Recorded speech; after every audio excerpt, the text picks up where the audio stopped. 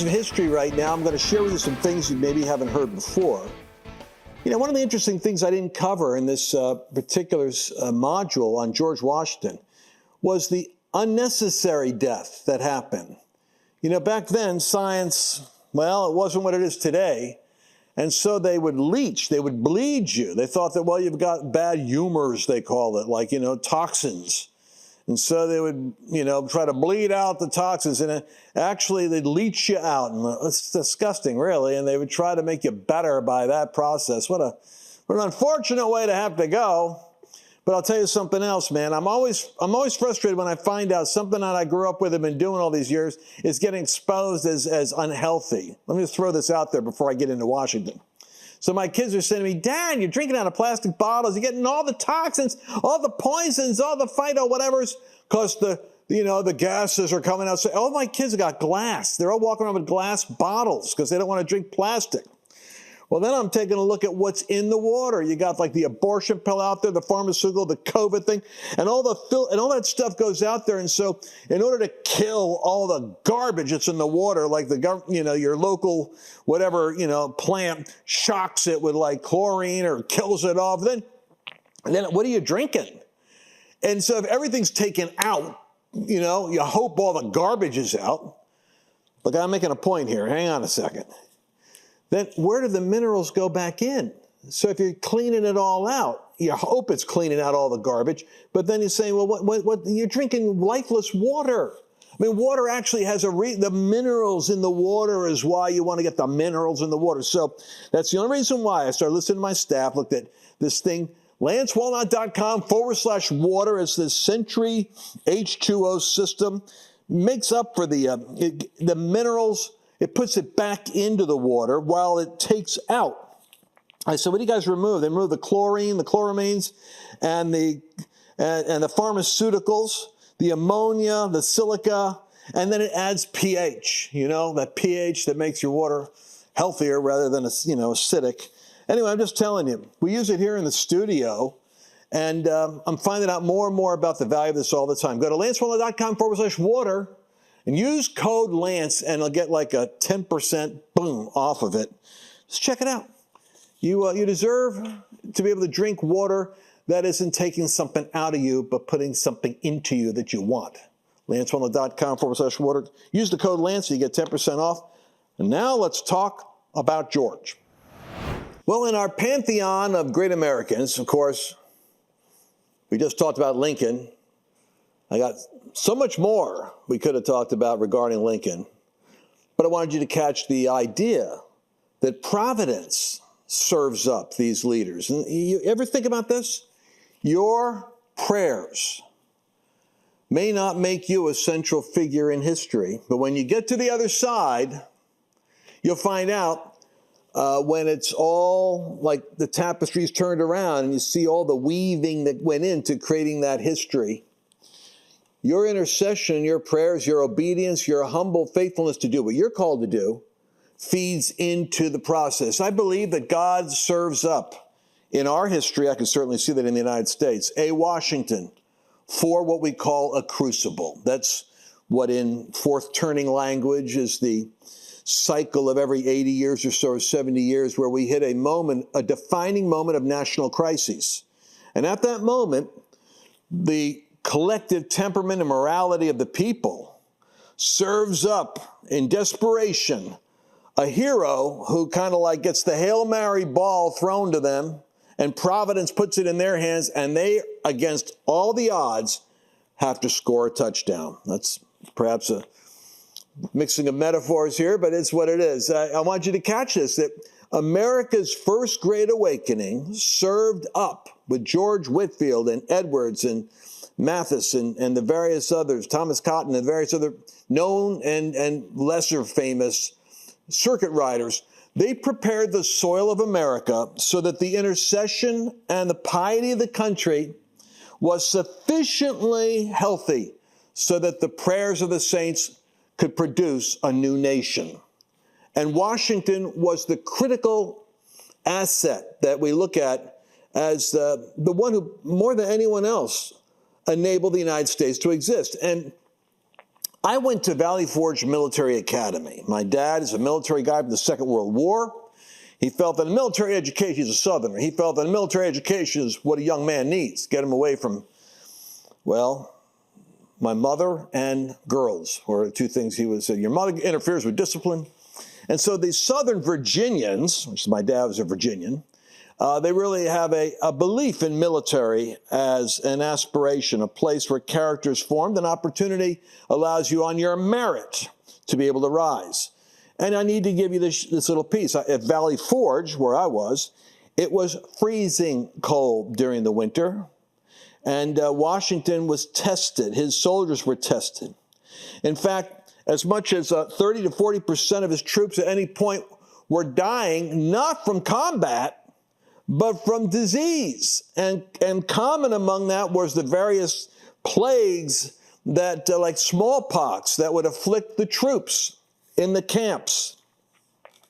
Washington could have easily been taken out, but the hand of providence, catch this, his brother, his older brother, had contracted smallpox and tuberculosis. And so it's actually his half-brother Lawrence. And so George, when he was young, accompanied his brother to take him to Barbados, take you down to a Southern Caribbean climate, someplace where you could breathe and dry out and maybe strengthen your lungs. And while he was there in Barbados, Washington himself contracted smallpox. He got it bad, but he survived. Why is that interesting? Well, because during the Revolutionary War, when 1/3 of his army died from smallpox, Washington was immune. He visited the troops.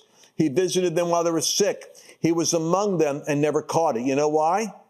He got it when he was young, trying to take care of his brother. Now, the hand of providence is interesting. In your life, you could see moments that look to you like, that's a terrible, turn in the road. That's a bad deck of cards. But then if you play the full deck out, you'll find out later on the benefit of what happened to you here paid off there. That's where providence comes in. He also, by the way, because of that, he ordered mass inoculations for all of his troops, because he believed that they needed that in order to survive. Now, he had a love that he lost. These are the interesting things you don't know about these guys. I'm trying to give you some information you don't normally hear. The love that he lost. He had a real crush on a girl he wanted to marry, and the girl really liked him. But in Virginia society, you kind of had to have a certain level of social status in order to claim the attentions of someone's daughter at their level of social status. And so Washington's best friend was a couple of levels above him in prestige, aristocracy, and finance and standing. And the families got together and he walked off with Washington's girl. You say, so what? Stop and think about that. I'm talking about the things that formed him providentially into the person that he ended up being. Washington fell in love with Sally Fairfax, ended up marrying his best friend, George William Fairfax. She was elegant, witty, and as I said, unattainable. But they had a great correspondence. She loved talking to him, and it was kind of like a special relationship, like a soulmate. And she could tell him things that she knew he'd understand, other people couldn't get. And Washington knew this was an infatuation. This was an affair in correspondence, and he cut it off. He just knew it ain't going to end well. But think about that in a day and an age where there's so many, scandals all around. Washington, he has this characteristic of he wants to be a gentleman and a great man. And he makes this his goal. He really aspires to this. There's this emotional restraint that would break off all correspondence to master his emotions is an act that mirrors his political restraint and his military restraint over and over. He could be a severe disciplinarian, but he knew how to restrain himself from overuse of power because he had a remarkable self-control. During his early life in the frontiers, this guy really was like a man's man. Out in the wilderness, hunting, living in the wild. And he worked as a surveyor in Virginia. He was trained, but he went out west, and he was working basically to clear territory. And during the French and Indian War at the Battle of Monongahela, Washington rode into heavy fire, and 2 horses were shot out from under him, and 4 bullets tore through his coat, yet he was untouched. And that was during the French and Indian War. And but to have horses shot out from under you and to come back and see holes through your coat gives you this sense that there's an overseeing hand of providence on your life. I think Donald Trump has that same sense. He says he does. Why he would move his head like that suddenly when a bullet is about to shatter his skull, and to have it literally cut through his ear. That throb that he has, he says he comes back to him a lot, that pain. It's a reminder of how the hand of providence spared his life, not once but twice in the same several weeks. Washington knew he was protected. Later, an Indian chief said it seemed like the Great Spirit was watching over him. The other part of his personal history that I want to share with you is, and this is often overlooked, it's the insult to his pride. He strove to become a great man. He had a book of common manners, I think. That was what it was called, but it was a book of 100 things that he and his brother would read every night. Things that gentlemen do. You know, the gentlemen, how they walk into a room, how they talk, when they show their teeth, when they don't, how they greet women. And I want you to catch this, because as rugged as he was as a frontiersman out there in the wild, he carried himself with a stately kind of aristocratic elegance that, and I'm going to talk about the British snub in a second. I want to give you this. Washington was known as a graceful and skillful dancer. Not exactly the image you have of George Washington. Admired at balls and social gatherings. Women loved to dance with him because he was a very skillful, tall, 6'2", 2.5", tall, angular, muscular man, and perfect posture and a great dancer. Abigail Adams remarked this, and I grabbed this quote for you. He has a dignity and ease and politeness about him that leaves nothing to be desired, meaning there's a dignity and ease about him. He forged that personality, not by being in refined company, but by making himself refined. Think about that. He made it a goal. It helped him build alliances, helped him embody leadership. Now, I got 1 minute and 23 seconds to tell you the part that I really want to stress right now. He wanted to be a British officer. Remember, these were British colonies. But during the French and Indian War, after his courageous behavior, he sought a commission in the British Army. He said, listen, I've done exploits out here, and I'm experienced, and I'm qualified, and I've worked on myself, and I could do this job. But despite his service and his near miraculous survival at Monongahela, he was repeatedly denied a royal commission. British officials viewed colonial officers as inferiors and refused to grant him equal status. Washington never forgot the insult. His journals reflect the sting. And don't you know, that was in his craw when he dressed up in a military uniform during the First Continental Congress, when he went down there and sat among them. And he basically advertised and said, I've got military experience. I'm the only guy here actually that's right now commissioned. And if you need a leader, I'll help. In other words, he wanted to prove to the arrogant British that rejected him that he was capable of being an officer. Well, they found out. All right, we'll be back in a moment. Clean, safe water. It's the foundation of a healthy home, but hidden contaminants could be putting your family at risk. That's why there's Sentry H2O, the smarter way to protect what matters most. It filters out what doesn't belong and restores what your body needs. Pure, mineral-rich water that tastes as fresh as it is clean.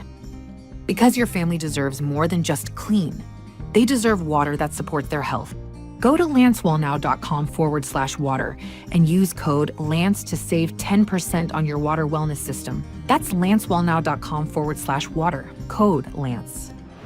All right, so Washington the dancer, Washington the man, the wilderness man, Washington the man supernaturally surviving smallpox, bullets, this sense of destiny, a complex personality, really, in the sense that he has great composure and command.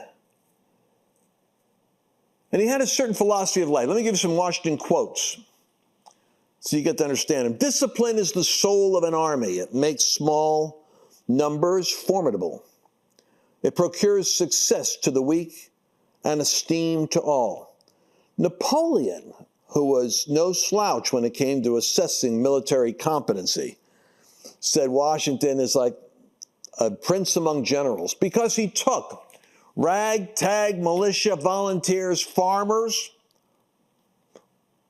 bookmakers, blacksmiths, and forged them with the help of the French and the Germans into a von Steuben, I think it was, and the Marquis de Lafayette.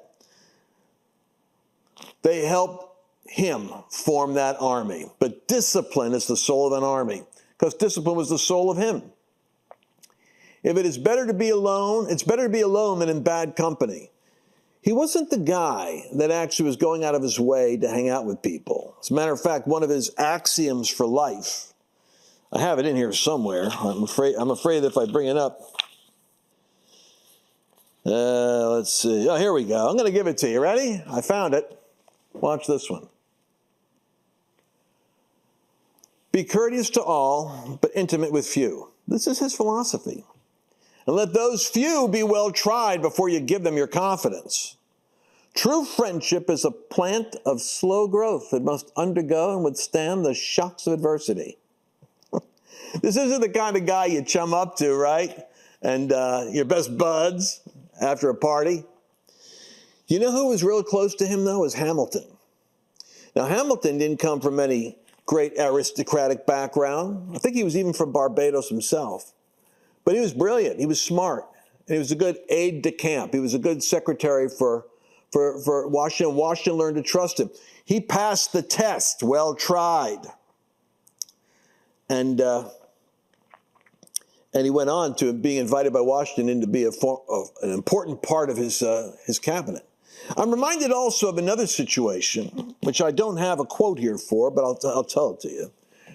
Washington had enemies. I think it was General Gates. If I'm mistaken, we'll edit it out. But as I recall, it was a General Gates who was really jealous of Washington's commission. And Washington wasn't faring very well. He wasn't winning battles, by the way. His great success was in surviving all the way up to that innovation in the freezing cold winter at Valley Forge on Christmas Eve under snow and ice when he decided, let's go across the icy river and attack them at midnight. And so that they succeeded in surprising the Hessians in Trenton, New Jersey. And that was the psychological turning point of the war. But man, he wasn't doing well. So there was a lot of opportunism. People writing letters to Congress saying, would you get rid of this guy? We're losing. We can't afford it. Morale's very low. And Washington had to deal with this just like Lincoln had to deal with it.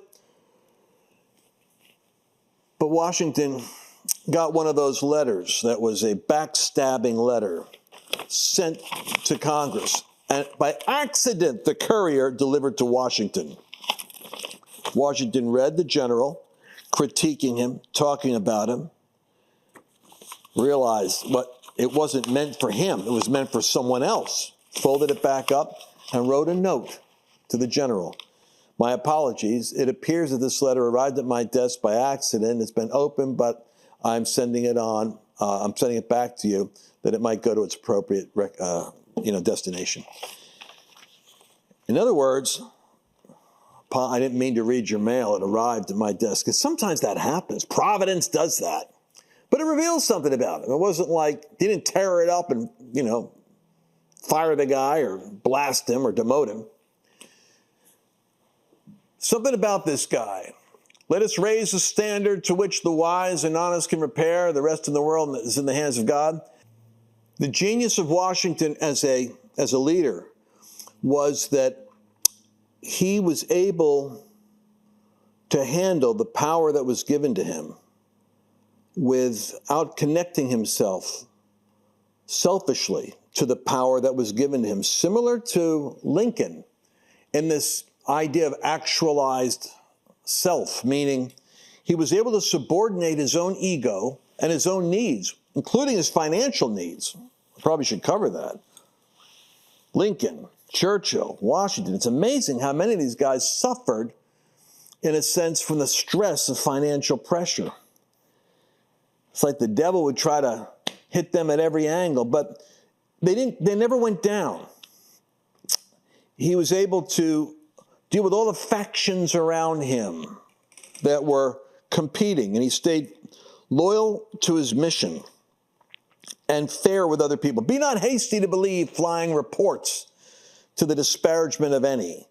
In other words, you hear rumors all the time. You hear talk all the time in the tavern. But he learned that a lot of times it's like tattletale, boasting, distortion, and be your own judge based on what people actually do, not what you hear. I want to talk about two moments that reveal the extraordinary character of Washington, because I don't want this just to be like a little trivia session. I want you to think about this. There are two moments that I believe really reveal something about the man. And it's the Newburgh Conspiracy, 1783. The men who had fought in the war had gone 4 or 5 years without being paid. That's tough. When you've given up everything you got and you're going with your wife and kids, and and there's no mule because they had to sell it or something. And they were angry. They gave everything, and now the country's starting to get on. And so the soldiers, we were still a very young government at that time. There was no real sense of office. The president wasn't in position. The troops were, and Washington returned. He didn't want to go rule over America. He turned his sword in after he had won the Battle of Yorktown. He returned to go take after his estate, go back to his wife, his adopted children, because it was her children, and, the management of his affairs to try to get his financial house back in order. But while he's doing that, the military is ready to revolt. They're going to use their organization, and there are thousands of them with weapons, and they're steely, ready, strong. They've been hardened by combat, and they will take over the government, basically create a military junta, a dictatorship, like a South American junta. Well, Washington got informed about their gathering and their disposition because of their unpaid wages and pensions that were promised by Congress but not delivered. We've had those problems a long time. Washington called a meeting at Newburgh, New York, to address their frustrations because, frankly, they wanted him at the head of the army. You go in, you be the king, and you take over and take care of us. We're the ones that save this country anyway, you and us. Well, the officers were prepared to rebel against the civilian government. Washington entered at a moment when he was unannounced, and he went up and and addressed them. And they were still hardened and arms folded, and he knew he wasn't breaking through. And so he reached into his pocket to pull out a letter that was sent to him by one of the soldiers. He wanted to read it to them. And he looked a little bit confused because he tried to focus, and he looked up embarrassed, and he realized he can't read. He can't read in that light. So he said, "Excuse me." And the pride of the man, they all knew him to be a proud soldier, but he reached into his pocket and brought out his spectacles, and they never saw him in glasses, like Ben Franklin's spectacles. He put them on. They were made for him. And then he proceeded with all sincerity and an element of intelligent drama. He said, "Forgive me, gentlemen, but it appears that I've not only grown gray in your service, but now I find myself growing blind." And then he stumbled over trying to read the letter out loud. Well, many in the room, it says, wept when they saw the proud man that they had always carried himself with such an air of invincible military dignity, suddenly looking like an old man, trying to read with a light in front of them. And they saw his age, and it just broke him up. That moment broke the rebellion. My God, the hand of providence is so interesting. 1783, he shocked the world by surrendering his commission after he won back to Congress. In 1797, after 2 terms as president, everybody held their breath because he could have gone like Roosevelt, 3 terms. How about 4 terms? How about he's dying and, his next of kin becomes president like a royal Bourbon dynasty. King George III reportedly asked what Washington would do after the war. When told that he returned to his farming, the king said, if he does that, he's the greatest man in the world, I'll tell you that. That's what he did. He said, I'm done, guys. 2nd term, that's it. I did all I gave you, my last ounce of strength. I'm going home.